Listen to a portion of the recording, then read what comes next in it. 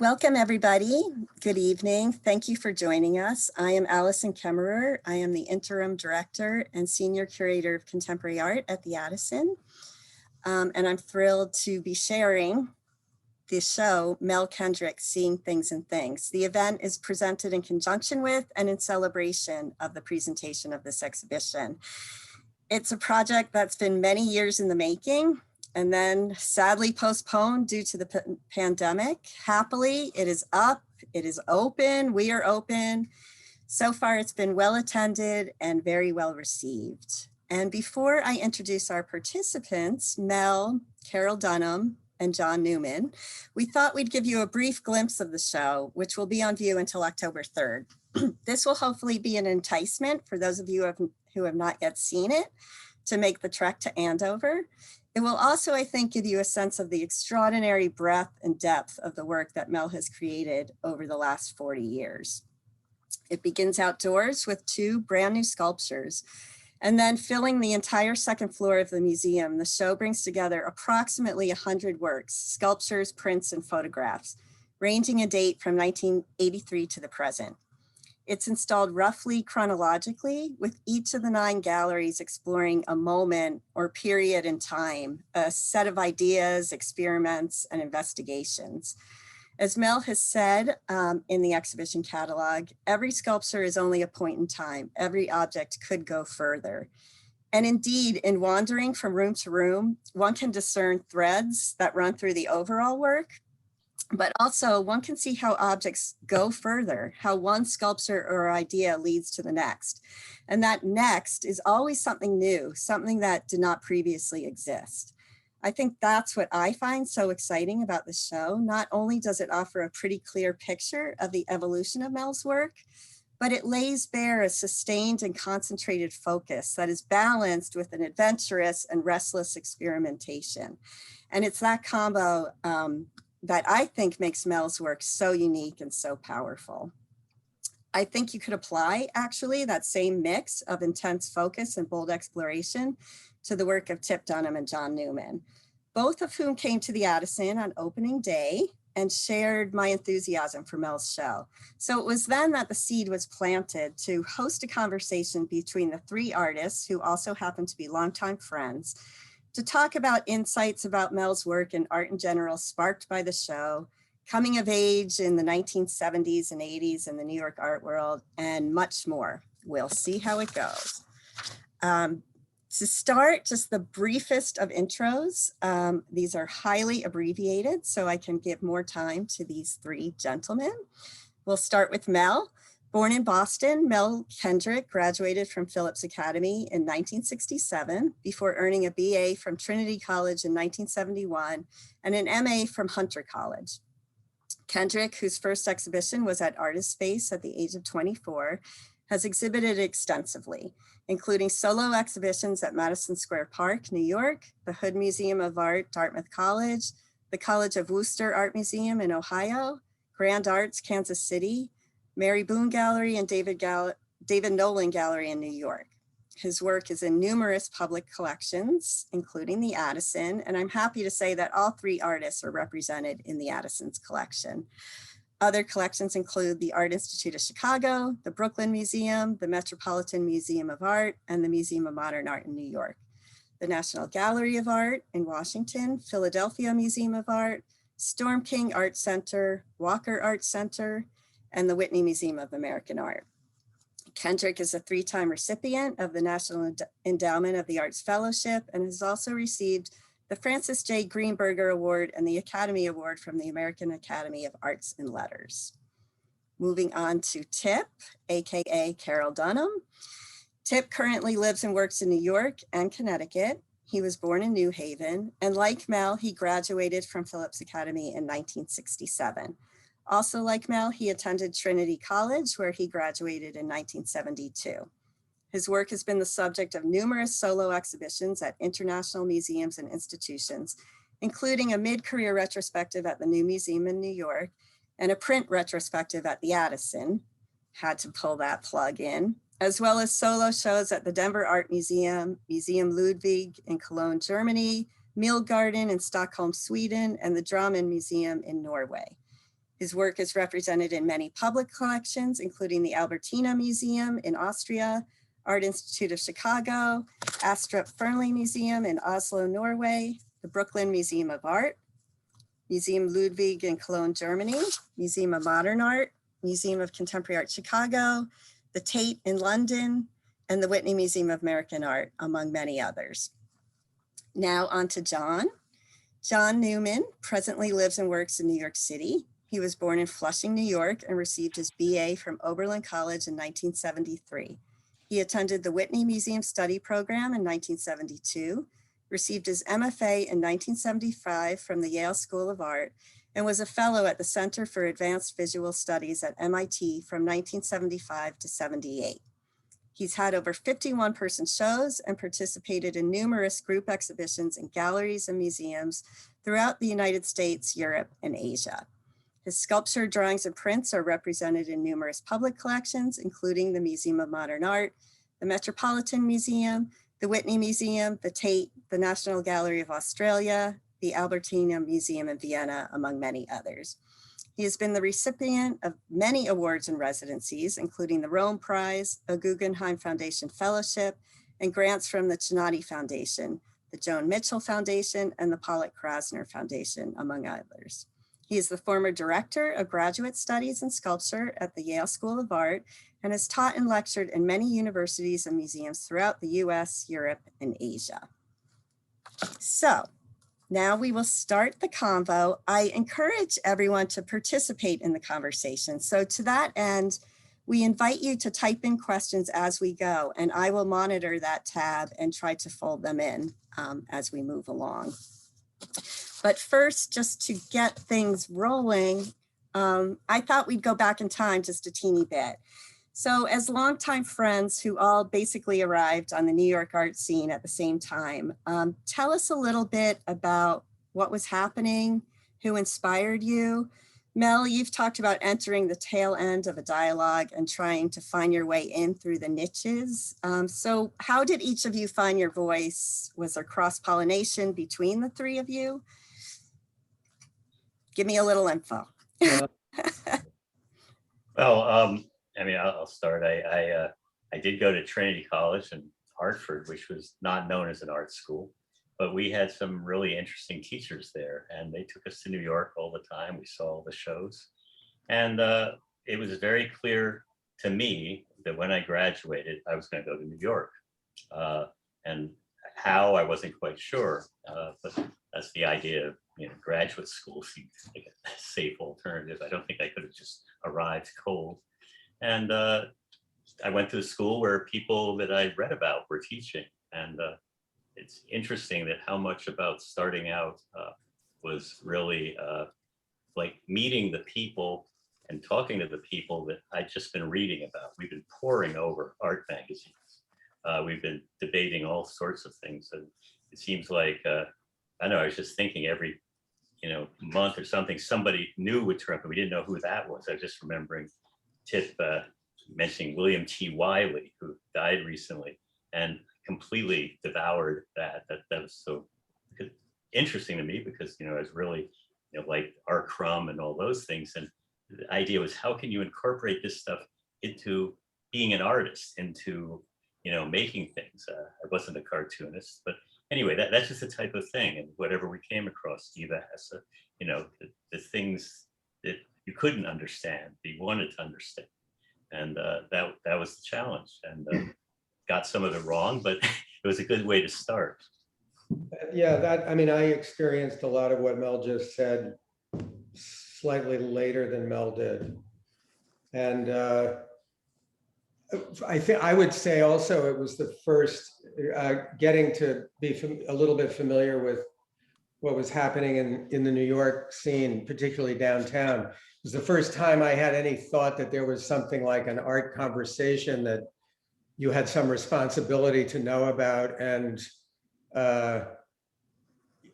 be responsible about your participation in. And I'd never had that thought before. It was, I knew I liked art, and I was a kind of, amateur surrealist, draw with make drawings in your dorm room kind of person.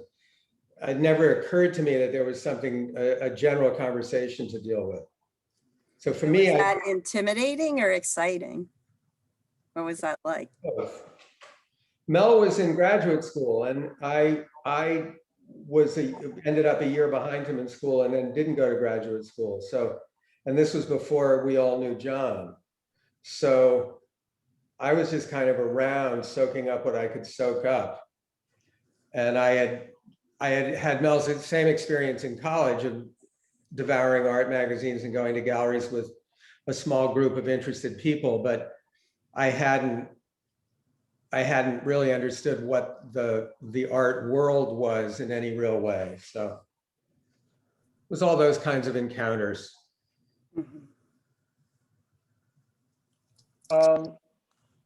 Yes, I had a slightly different beginning in that I was at Oberlin College, 1969, sort of the hotbed of radical politics. And I was sort of a lost 17-year-old hoping to write poetry. I was never really interested in art, but I was interested in all things radical.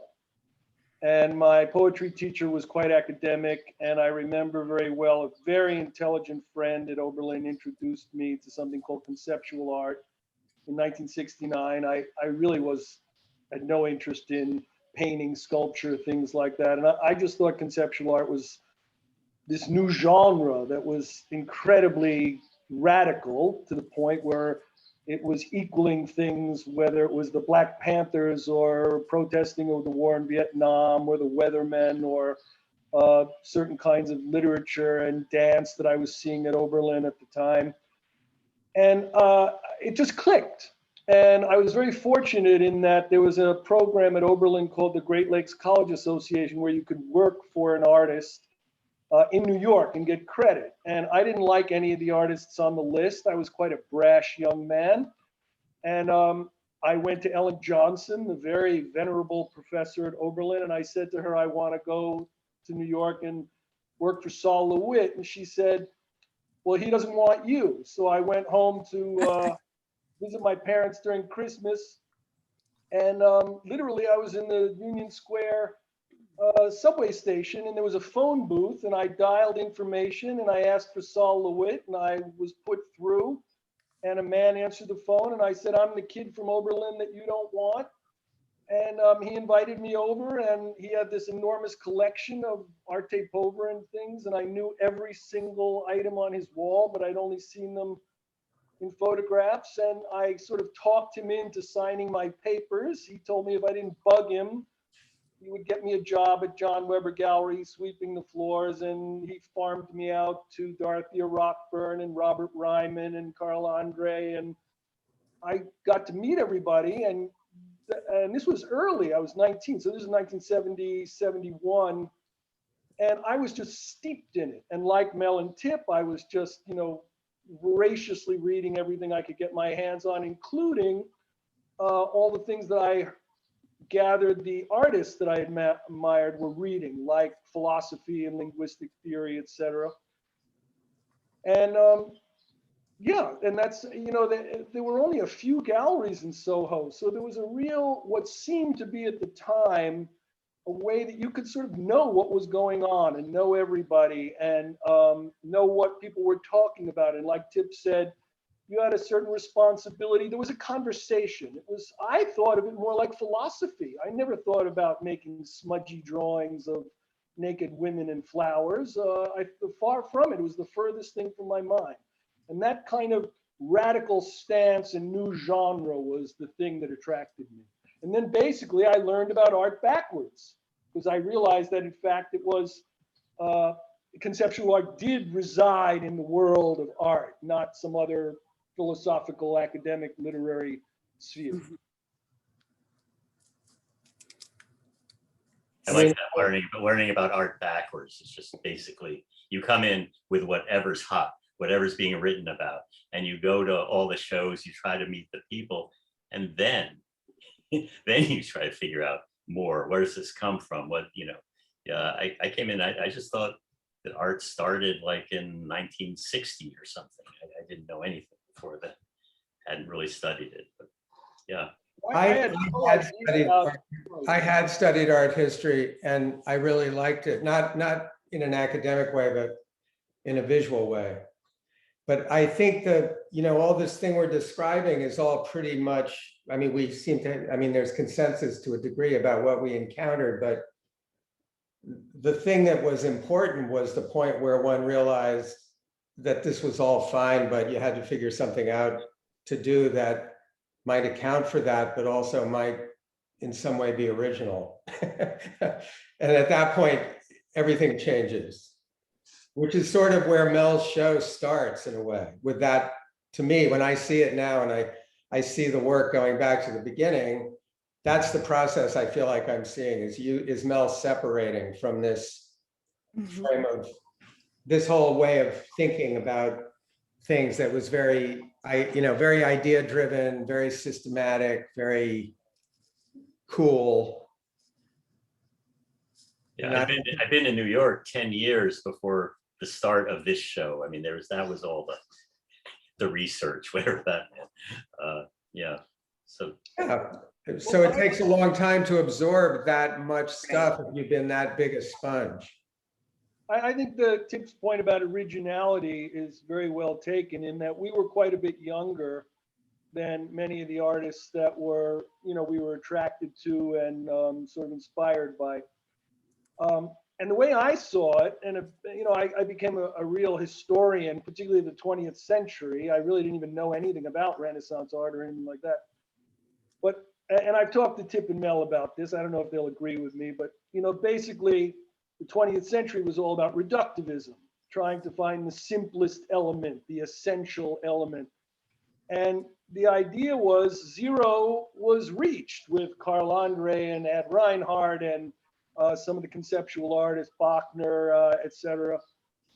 And I think it was our job, although I don't even know if we could articulate it back then, you can't keep making it simpler and simpler when it gets to zero. So I thought what was really interesting was this notion of what's on the other side of zero. You can't make mannered minimalism. That's an oxymoron. Well, it was being made all around us, and it was bad. Yes. And it really a question of how to dig yourself out of that position.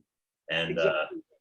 Yeah. I thought that it was a knot. It wasn't the end. There was something on the other side of zero, whether it was Alice's mirror or quantum mechanics or, there were different metaphors, imaginary, irrational numbers. And everything exploded in the 70s because there was no longer one mainstream line of thought or a kind of militaristic goal of the next hill to steal to get to that 0 degree point. And I think our generation really changed that, and opened it up to so many different possibilities. I put it even on a much more personal thing, is that it was really hard, as in New York for years, it was hard then, because it's so different than now, to even call yourself an artist. That seemed like the most pretentious thing you could do, just announce that you're an artist. And so we were all, trying to figure out how to, get our bona fides or whatever and work that way. But yeah, I mean, there was nothing about sales. Everything, was supported by alternative spaces like Artist Space or PS1, the Clock Tower, where, and as far as I know, nothing was selling. I wasn't even aware of commerce in the art world. All the galleries, Castelli, all those people, they were just like free open museums to me, immediate, and that was great. But yeah, so anyway, so it was different in that way, and in that way that, and I also think I have to point out that my background had nothing to do with art.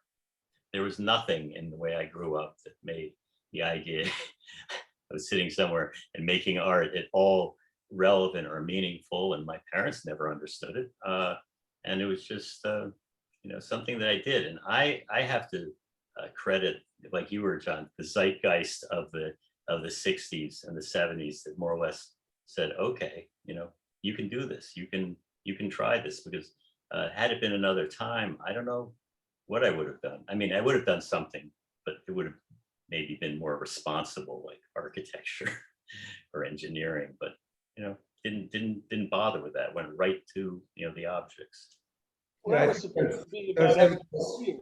Like my mother wanted me to be an architect when I said I wanted to be an artist. And I have to say, in the 60s, at least at Oberlin College particularly, no one ever talked about a job. And my interest in art wasn't success in the sense of selling and all that stuff. It was being part of a conversation. I mean, it was more like philosophy, as I say. And still is. I mean, this is the point. I mean, that's what I think putting work out is. It is a conversation. We was drilled and in it's art. relevance, right? Yeah, It's we were being communicating relevant with other artists. That was our target audience, was the dialogue, and you're trying to figure out. And even in college, it's like how. That's what's so great about it. You bring something in, you go, well, that's good, but look at this. The difference as one goes along, to me anyway, is that all these situations we're talking about are manageable and the frame can be taken in by one person.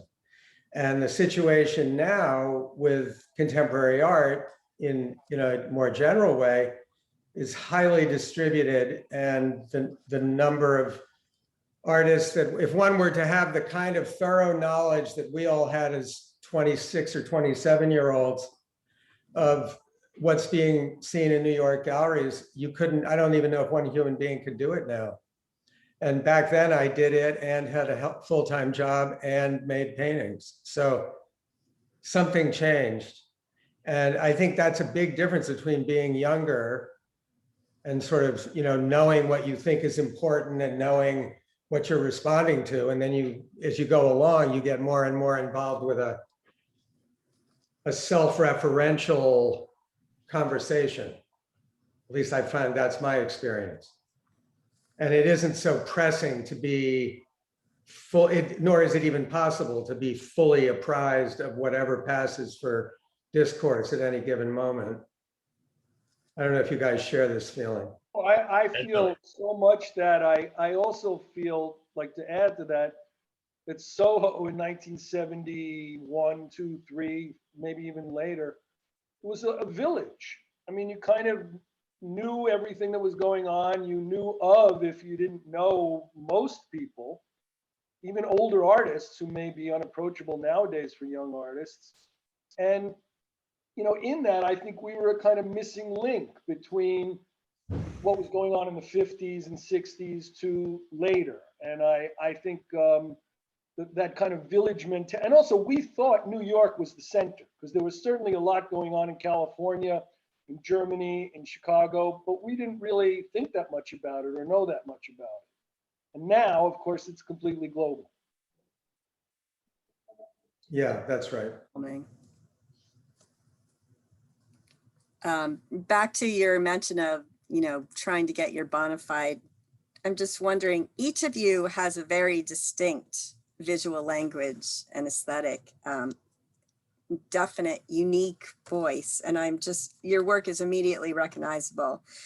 So was there a point in going from being that sponge to find your way when you felt like grown-up artists? Was there an event or a particular time where you can point to crossing that threshold to becoming more self-referential and not needing to be Not I. top of that discourse?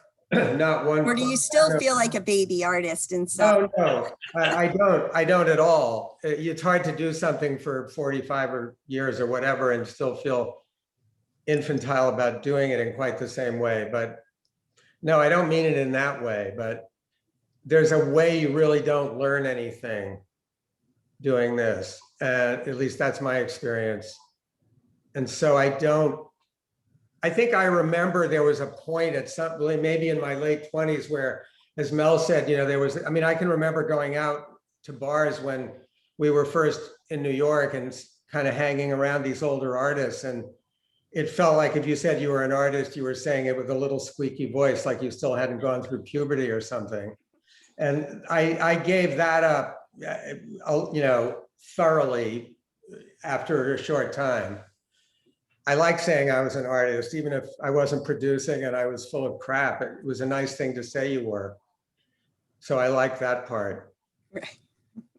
But Yeah, there was there's no one point, but I think the idea is what we're talking about is dropping or acknowledging your influences. I mean, when I came to New York, I was looking at everyone, and as I said, trying to figure out how can I fit through. We know so and so is doing this work on the floor, so and so is doing this, and maybe I could find a way through. And that was my way of thinking about it at that time, and it was wasn't actually very fruitful because it was just the smallest little variations.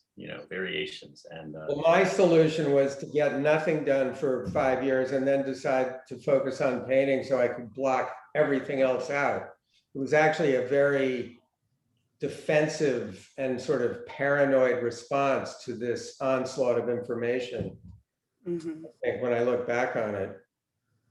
Well, I had two events I can identify, although I basically agree with Tip and Mel about the kind of more gradual progression. Again, when I was 19 and I first came to New York, the Barnett Newman show was up, and I remember being in the room of the Stations of the Cross, and I thought I'd never seen anything like it before, and I really had a kind of epiphany. And then the next year, I remember, continuing this thing about radicality and conceptual art as being a new genre. I remember seeing Mel Bachner's show, 7 Properties of Between, at Sonnabend, and I thought that was just, I'd never seen anything like it before. So that's when I sort of dove in. And then I remember maybe 10 years, maybe 8 years later, and when I was sort of dealing with this whole thing I was saying before about not wanting to make mannered minimalism, I remember purposely going to the Museum of Natural History to look at dinosaurs, because somehow I felt that what was missing in a lot of the work that I was interested in was a kind of dramatic awe, like some emotional characteristic that I had been concentrating more and more on the cerebral. And that really helped me change my work into what I might now call my, I don't know, it's pretentious to be your own art historian, but that's when I started making these wall pieces in metal around 1980. So that was a big shift for me, but it was very personal. Mel, do you want to talk a little bit about your big shift too? In the show, there's Nemo, this early piece that's all-encompassing, sprawling, engages the room. And then what seems, but when you're able to walk through the show, you realize it's not as abrupt as it may first seem. But just going from that to a discrete object on a pedestal. And I'm sort of interested in, that was a really bold move, but also what was sculpture then, and how did this work fit within that definition? Or what sculpture has been claimed to be dead or to be anachronistic, or sculpture was more installation and not object? Well, I'm not sure if it was sculptures that I thought painting was dead. And right. Well, that too. I thought that we were going to do okay with sculpture, but that's a very purposeful point at the start of the show. I'm glad it worked so well. that Nemo, which was a very linear, sprawling piece, that's on the floor, clung to the floor, was really the finale of a whole group of work that I was doing like that, which was much more based, I think, in architecture. Also, this idea, I was obsessed with Solowitz, whatever it's called, senses for making conceptual art, whatever word he used, the idea of systems, and I wanted to make systems that broke down. So I had all these ideas in my mind, but then I just got so involved with the physicality of that piece, and I also kind of exhausted myself in terms of I worked on it. Meanwhile, my gallery that was at 410 West Broadway, the big gallery built, John Weber, suddenly left, and he moved to a tiny little space, and 3rd floor on Green Street. Oh my God! And so I had this sculpture, which I really never showed. But while I was working on it, you know, that's like going to a job when you build something like that. You just this, you do this, you do this. And I just started pulling parts of it out and having a little more fun with them and thinking that they had their own, you know, power. And I tried to, you know, right after that in the museum, I moved into the small works that I did actually show in that space of in the Weber's new space in 1983. So that was a big turning point because I thought in my mind, it may sound ridiculous now, but I was really doing something you weren't meant to do. And I was making art that potentially looked like art, whereas we were meant to be making objects and, like John said, you know, backed in theory, and it wasn't meant to be, you know, accessible in that way. And I mean, I could go on and on about why I did what I thought about, but I had to be heavily defended to do something as basic as make a small object and put it on a base, you know, this metal bases I made. And my concession to the previous work was I had to use those open bases to connect the work to the floor. So it was really an intellectual thing, physical bases standing on the floor, and then this, you know, work that could hold a cerebral space when you looked at it. And I think you had another question, but I think I said quite a bit. No, yeah. I think these styles of thinking, you know, that we are talking about, that we encountered when we were young, inevitably they come up against a person's individual sensibilities, skill set, interests, whatever, abilities, you know, and gradually the real person, so to speak, emerges. And I think that's happened I mean, it's obviously happened in the case of all three of us, because our work doesn't look anything alike and hasn't for a very long time, if ever. But like in Mel's case, I watched this at close range, this shift from these kind of linear things. I mean, within those linear things, and which are extremely interesting to see again, beautiful, but it never occurred to me really there's a kind of disconnect of building linear structures that are supposed to be driven by this idea system, but you're building them almost like you're building the hull of a boat or something.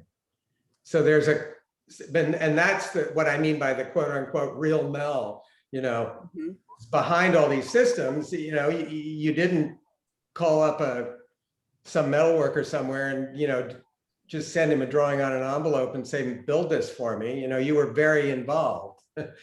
And that became almost the through line of your work, is the way that, I mean, that's very clear when you see the show now, that this involvement with making and manipulating and recombining all this stuff, it was in the work from the beginning, but it had that overlay of systems and networks and stuff like that changed, left. Yeah, it's like dropping theory. I mean, that's like John. I was, you know, studying with Robert Morris. We had these reading lists, and it was all fascinating. But and I'm glad I had it. But maybe it's like anything about education. You hope you internalize it so that you don't even think about it, and you just start responding to yourself. You know, when you see what you want to see, what you haven't seen, and it's sort of as simple as that, I think. Well, you know, I should say, as far as Ali's question about sculpture being dead, which wasn't really a conversation in the way that painting was dead, but I remember when I was at graduate school at Yale, sculpture was defined in 1975, as far as I'm concerned, as anything that wasn't painting. So therefore, you go to a gallery, you'd see Joan Jonas' performance, Yvonne Rainer's dance, Fred Sandback string. You know, sculpture was a welcoming umbrella that housed everything that was going on that wasn't painting, which was pretty clearly defined. And then what happened, I think, interestingly enough, was sculpture became a subset of this new term called installation. To the point where when I was teaching at Yale, I even remember my students disparagingly calling it object sculpture.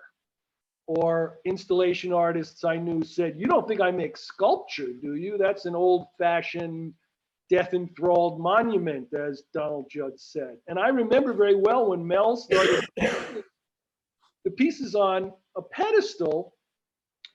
You know, what's so interesting, if you really can appreciate the subtlety and nuance, is that it was wildly radical at the time. Right. And yet at the same time, it could also be misperceived as being kind of a reactionary.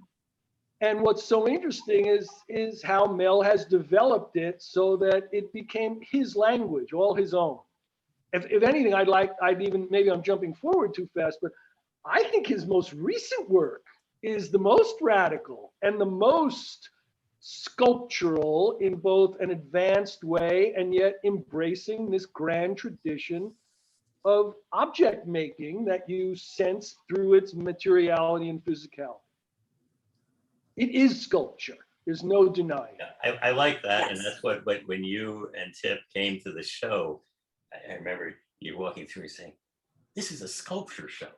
and that was a radical idea. I mean, you don't go to sculpture shows or something, and it was, you know, quite amazing to me to realize that that is what I had done, because, you know, you only go bit by bit, but seeing it all laid out there and seeing the flow, you know, from one group to the next, and as Ali was saying, that, you know, well, it's easy to see in hindsight, you know, how everything's connected, but it was really, really great to see it all together. And, you know, I'm very lucky to have that opportunity. So I could do each room as being like one kind of, you know, bunch of thought or what theory, you know, and then something changed, and that's the way it went. So, But we know that Mel's not the only person in the world making big sculptures, because we see big sculptures, big abstract sculptures all over the place. So there's something particularly outdoors in the city. So there's something about what Mel's been doing, and we're thinking, wow, this is amazing. I mean, I said it, I thought it when I walked through the exhibition. Right. How what a beautiful feeling it is to walk among artworks instead of to walk past them or to look at them. It's a very different kind of thing, and it's something that I know intellectually about sculpture. It's a property that painting doesn't really have. But there are potentially a lot of people out there making sculpture who could take issue with this idea that the direction Mel's work took was radical. What made it very brave is perhaps overstating it, but certainly nervy at the time was the context and the point of origin, the angle of Mel's trajectory, that could accommodate sculptures on pedestals. But, you know, 10 years earlier, Mel Bachner had made this sculpture on one of those folding tables. I always call them PTA tables, you know, those like in the cafeteria. And it was a sequence of matches laid out on the top of a table, counting and shape patterns. And he always talked about it as trying to demonstrate that it was still possible to put sculpture on a base, which is both perverse and also a really fascinating philosophical point. So there was all that talk around this among people who were thinking about these theoretical things about objects. But Mel took it all in to himself in this way, like it's not a theoretical object anymore, you know? No, actually, you're saying it better than I did. I think that what's interesting, at least from my point of view, and I don't want to speak for Mel, but I think he's pretty comfortable with the idea that he's a sculptor and he's making sculpture. For example, now I am. Yeah. I can tell you, I have never been comfortable with that name, sculpt. I haven't thought of myself as a sculptor or making sculpture. It's always been complicated because I wanted to be in between things and challenge definitions.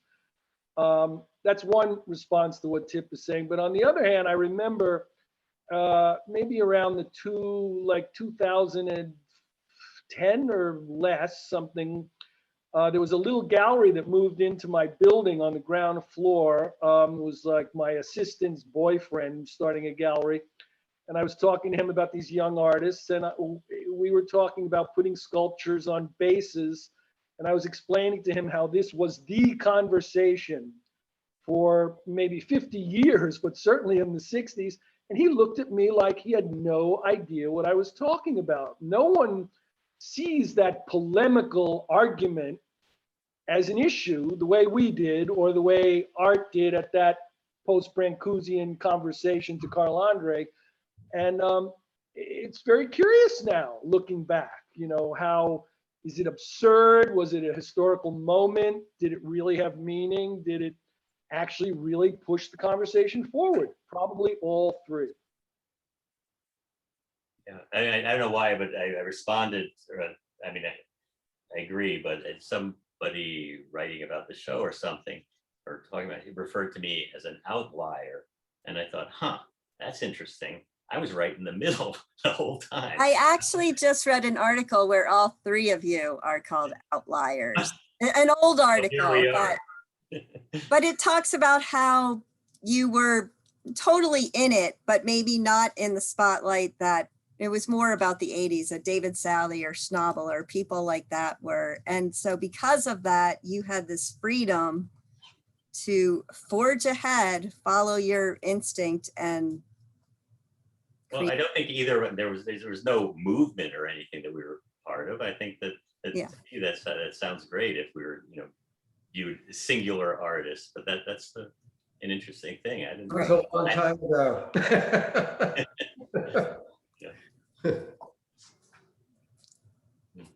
So did you? I mean, back to that, outlier is probably not a right word at all. But so, how did you feel? Did you just feel the playing ground was level and you were just doing your thing, or?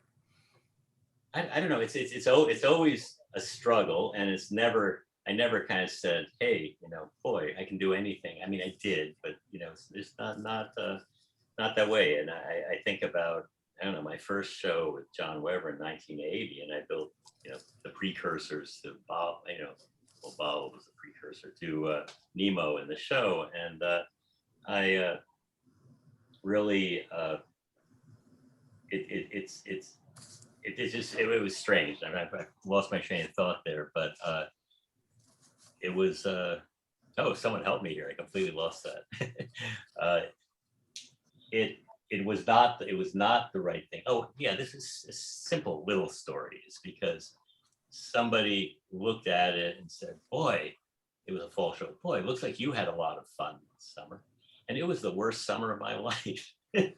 My first big show in New York, and I was doing something. I just remember my head in my hands going, what on earth am I making? And so, and I also will go right now, and it's kind of better now to I look at this show and I'm thinking, well, what would people take away from it? And I actually find that the show looks very optimistic. So behind all that, somehow I think I was optimistic and feeling that I could do these things, but day to day, it never feels that way. Right. That people always project that kind of stuff onto things that it has nothing to do with your experience of making them. Right.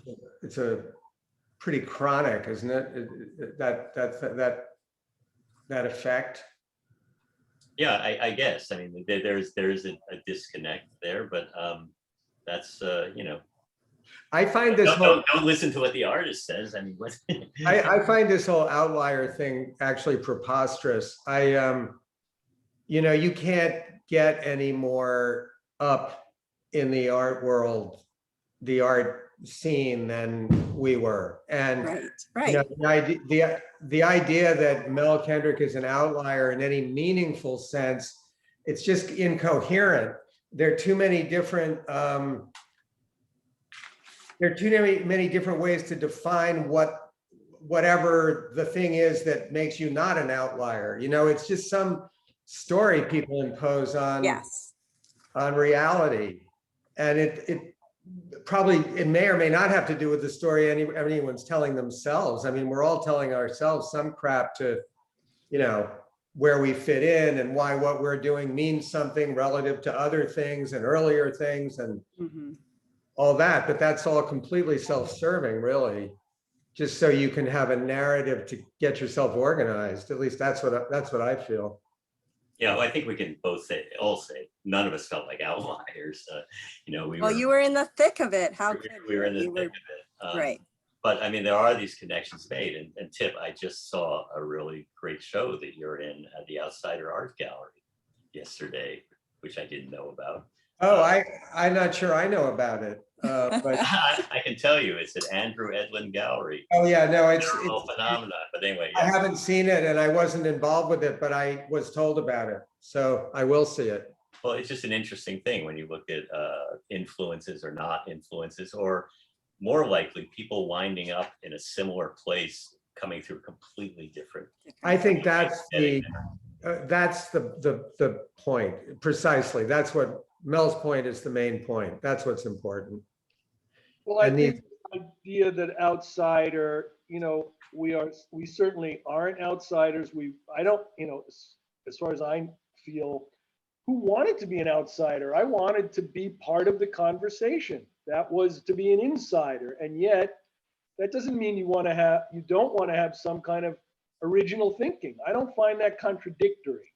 It's not. It's completely consistent. And the role that you make up a map in your mind of the conversation you think you're in, and that evolves and changes as you grow in your work, as you get older. Meanwhile, in that, it's really a fantasy, I think, or generously we'll call it an extrapolation from reality. Within that story you're telling yourself, you're playing a certain role. Now that role may be pain in the art world's ass, or smartest guy in the room, or, you know, the most talented painter in history. I mean, whatever you tell yourself, but it's just these stories. And then the things are the things. And Mel's things are really thingy, which is particularly particularly nice to see, I think, now. Well, particularly in the age of virtual. Yes, exactly. Thank you. We're on a you know, Zoom meeting, having this conversation. So I wish we were with the sculptures. I wish we were too. I mean, they are absolutely things you have to experience in person. And that notion of being among the art, I think that's really important. And watching people in the galleries, they are just so happy. I mean, really, because they're participating. They love that. Well, I'm not sure what Mel, I was fascinated that Mel called his own life's work optimistic. I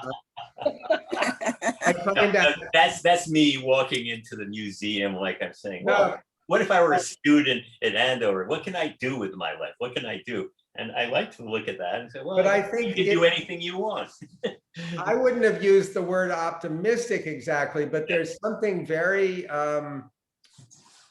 comforting about being around those big sculptures. They're like, you know, weird animals that They are. kind of know, but they're sort of unfamiliar, and they're very interesting just that way, emotionally. And Yes. that's the whole side of your work that I honestly haven't really gone there. You know, these are all thoughts I've had since seeing the stuff at the museum. That's Yeah, what I was that's curious very for. primal to the language of sculpture, in a sense. I mean, one of the things I felt when I saw the show, because I'd never seen that many works together, particularly so many periods. Usually in gallery shows, it's like one particular group of work, etc. It's not just the physicality and the materiality as a thing made. It's the fact that you are sort of in behavior with these things, you know, at your distance, your closeness, there's a whole emotional, psychological dynamic of how you are participating. And that, I think, is very much part of what we would call, although it may be hard to define, their subject. Yes.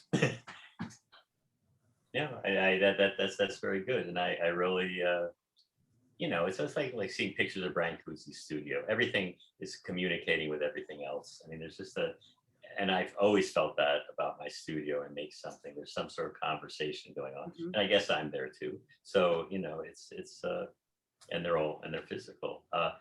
And one thing about the show that I was consciously thinking of, particularly in the large room, is that I didn't want to go to the kind of Museum of Modern Art, so that the trope of having something isolated against a white wall, you know, that kind of, you know, oh, this is the best view, look at it this way.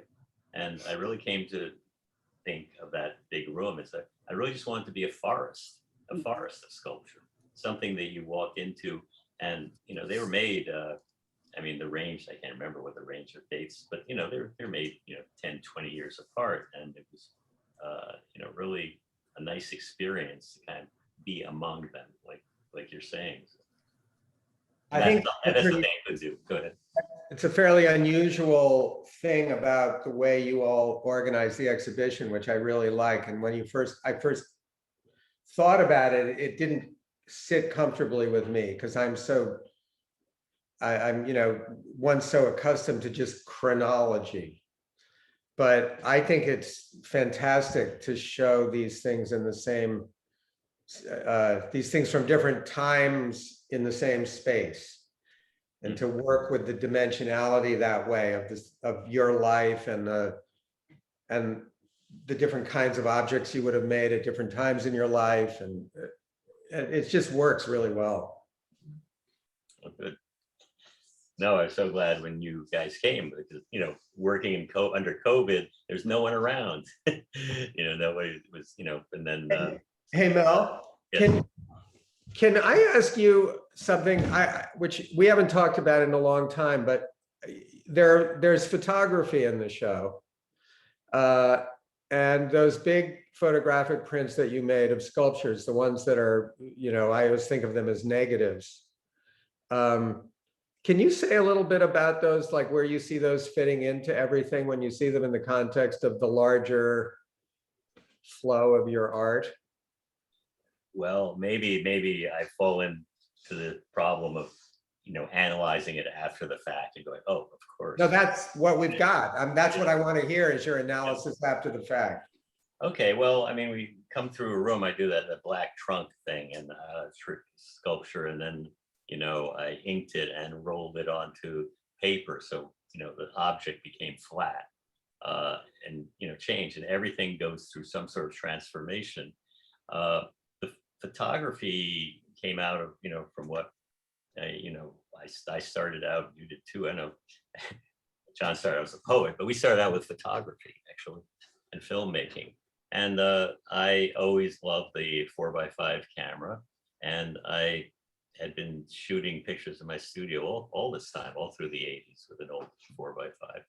And those were, I mean, you may remember when people used to take pictures of a show, they would always use 4x5 transparencies. That was the gold standard. And it, you know, still is, because you can scan them.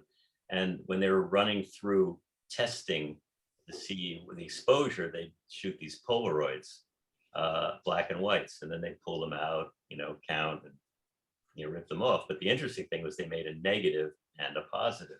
You could take the negative and treat it, you know, with fixer, and you had that. And I was doing that, and I realized that the black and white in that process was really uninteresting.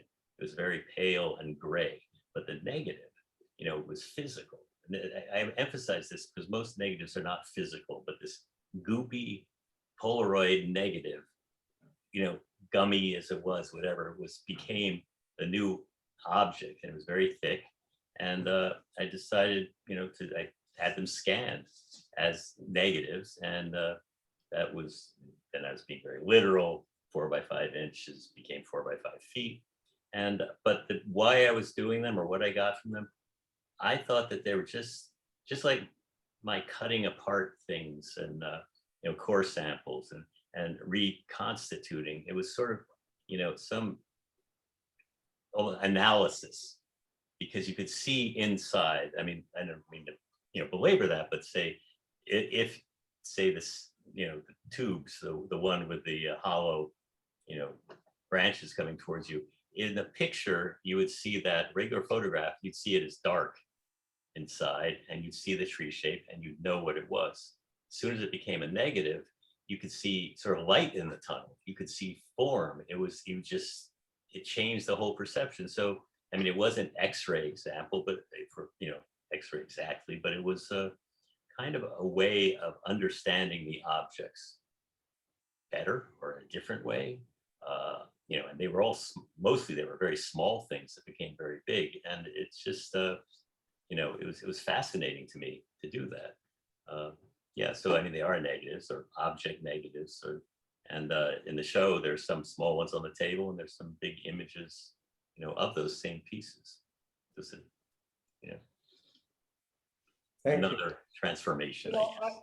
I have something too I want to ask you about, Mel, or maybe ask is not to just throw it open.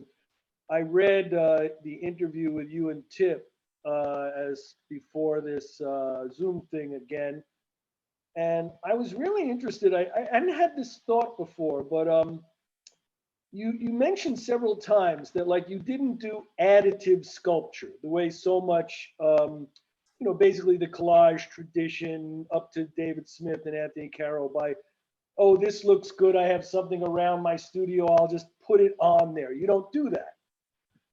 You did talk about carving, which honestly, I don't think you do, because you're not working with a chisel in that like old-fashioned sense.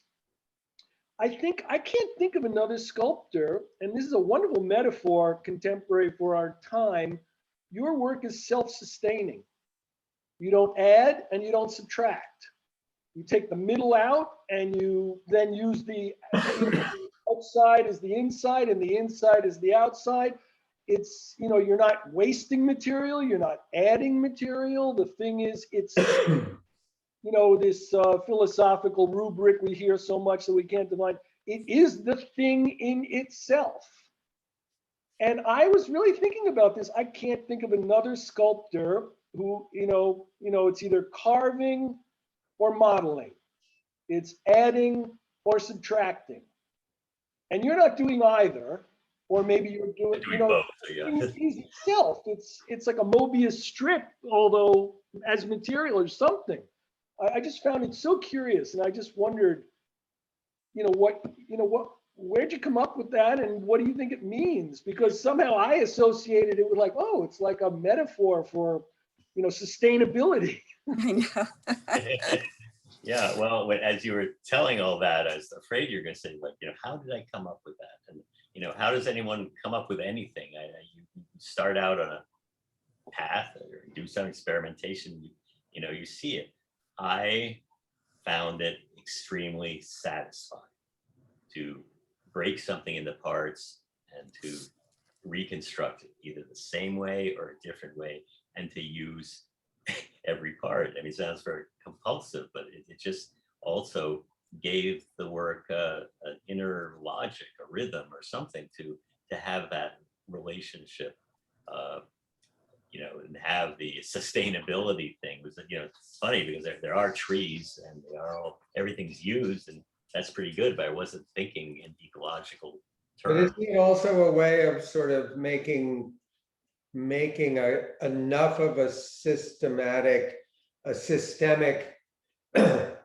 container for what you're doing so that you can kind of forget about it and just work? I mean, it's a premise. Mm-hmm. And once you just adopt a premise, you're kind of in the flow and you just do it. Yeah, no, I definitely. I mean, because it's almost like, when does a system become a style? What is it? It's my entry point again and again, and I don't feel like I'm hampered by rules. It's just you have to start somewhere, and I mean, I could say I think that your work changed when you started working with the veneer, with the wood grain, because it was reacting to something.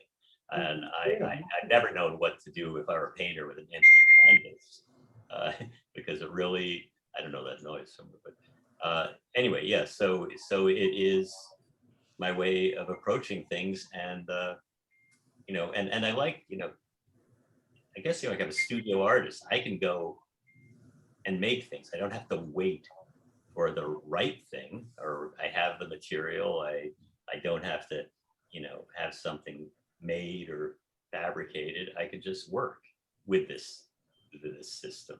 And I work with very ordinary wood, or I worked at times with, this rather, exotic wood that's come my way. And so, it's just, it is, and when I look at the show, this is going on pretty much through everything I do, but somehow it always looks different, and it reaches a different point, which I find gratifying. But I think there's something really interesting about, in a sense, it's not aestheticized. It's so much part of like you talk about your boat building upbringing. It's a very direct, like, I got this thing and that I'm just going to work with it. And there's something very, I don't want to say primitive in a negative way. It's very direct and basic, and using all the material. And I just never quite thought of it that way, because I think we generically think of sculpture as either being subtractive or additive.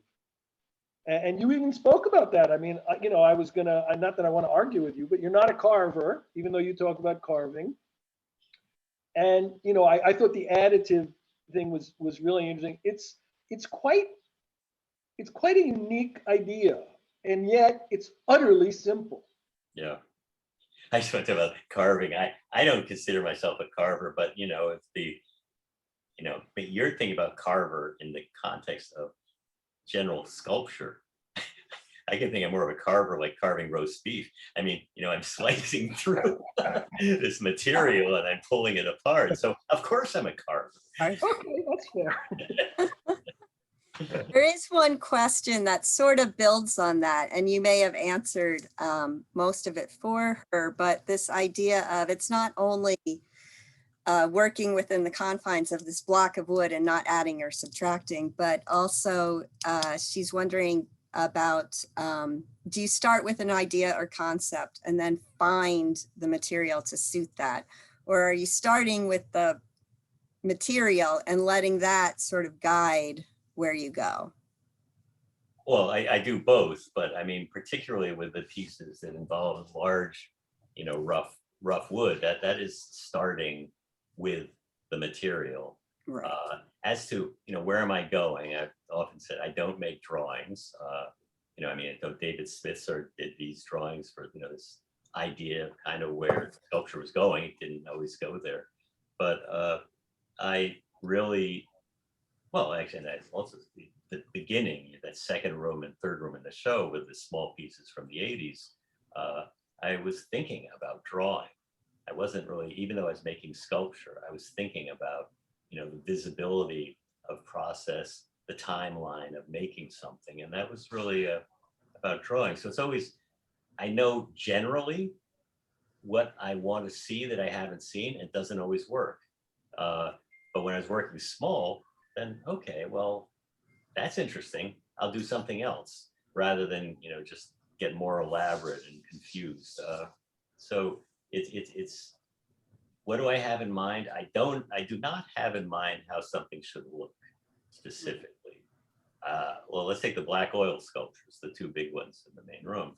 That was, my idea was very simple. I've been making very smooth and sort of finished pieces that went together so well. And I thought, I just want to cluster these things. So I want to make cut up a group of interesting objects, like sculptures themselves. And then I want to put them together in a very almost haphazard way. And then I was going to figure out how to make this thing stand. I feel everything should stand on the floor and not be hanging from the ceiling. And so that was an idea. And then I made 5 sculptures, and that was a show. But that was getting this off the ground in a way that it just looked confusing.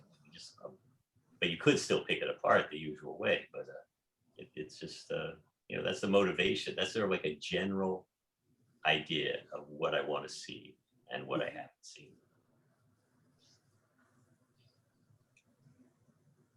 We are at 7:07.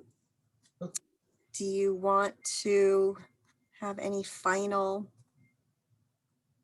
questions or comments? You mean take it amongst ourselves? Go ahead. Yeah. Last word, Mel? Last word? What's next? I How don't about know. that? I don't know. Last word. What's next? I was really excited by the two pieces in front of the museum, and some things are more fun to make than others, to tell you the truth. Mhm. I can make all this stuff, but there's something, the remove of being able to. I think I can go right to the idea more easily when I'm working in this, in this EPS foam and making these molds, and then something comes together and you see it. It's like developing something in a darkroom. It's you do the work and then there it happens. Whereas most of the other pieces, all the wood pieces, I just keep worrying and working, and it's difficult. And how do I get the whole together? And so I guess I like to go back and forth, but for me that is something I would really like to do more of. 25 words or less. What's the big difference between putting something huge and massively heavy out on the lawn as opposed to looking at it inside of architecture? I actually don't really like lawns. I think architecture brings the scale of a human back in, and that's the problem I have with drive-by sculpture. Most sculpture in the city is that it's there's no real scale, and so in my mind I'd like to be pushed up against it, and not what you're saying. So I mean, I know that's an answer to part of it, but You think that issue is alleviated by having the sculpture sitting right there by the building, so that the scale, they inform each other? yeah, I do think so. And the other thing is that one should note that for sculpture for the great outdoors, these are not big pieces. They're rather dense, and they need to be near people. So yeah, and then again the conversation, which is why I mean in the book, pieces I did in Madison Park, again they weren't tremendously large, and then I was using the black and white stripes for numerous reasons, but having 5 of them in a row, or like I did with the red pieces in the show, I mean that I love that dialogue. I don't want to always go there, but because the fact is you see a lot of things together, they always look good, but every once in a while you want to really explore that possibility and stand back and look at it that way. So yeah.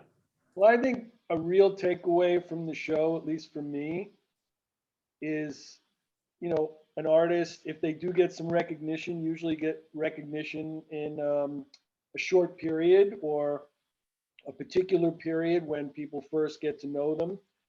And I think the really beautiful thing about this show is seeing that you've been doing this like almost 50 years, and that the new work is, I think, your best, so exciting and fresh. And that's a real lesson for young artists. A life rather than a career. Yeah. What a life. Yeah. Yeah, and it's just like and you don't whatever I can go on. It's also you don't give a damn, you don't care, you just make what you want to make, because I have no one to answer to. I have nothing that I have to satisfy theoretically or whatever, and it's tremendous freedom. And that's it's Said to liberating. me at the show, I don't have to justify anymore. In the 70s, art was so much about justifying. Oh yeah, we were meant to write. We're meant to write theses about what this thing, because it doesn't look like anything, what this thing really is. And so I had a real reaction against a lot of the verbiage and the theory, and I knew enough of it, but I really wanted to get away from it. But yeah.